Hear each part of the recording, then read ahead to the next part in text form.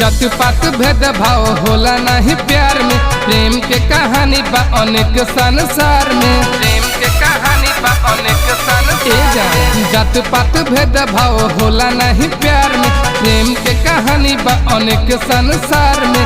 Mummy के कसहू मना लो न हो, पापा के जान फुसला लो न हो, असो लगन में शादी कलो न हो, पापा के जान फुसला लो न हो, असो लगन में शादी कलो न हो, कलो ना शादी कलो न हो, कलो न हो।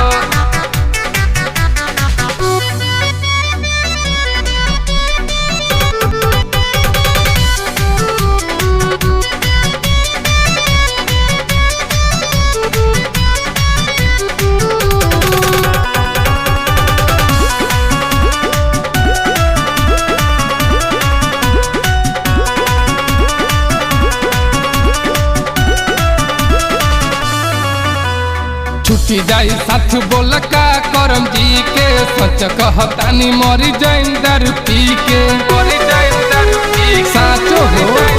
छुट्टी जाई साथ बोल का करम जी के, सच कहतानी मरी जाइन दारू पी के। मेहदी हमारे नामे, मेहदी हमारे नाम कलो न हो, असो लगन में शादी कलो न हो, मम्मी के जान फुसला लो न हो, असो लगन में शादी कलो न हो, असो लगन में शादी कलो न हो, कलो न हो।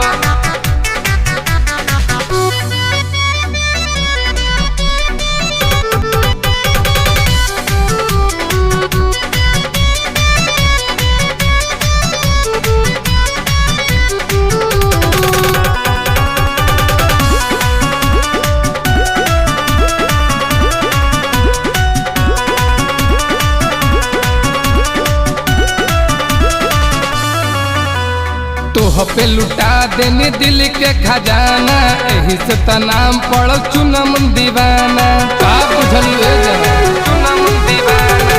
तोह पे लुटा देने दिल के खजाना, एही से त नाम पड़ो नीरज दीवाना।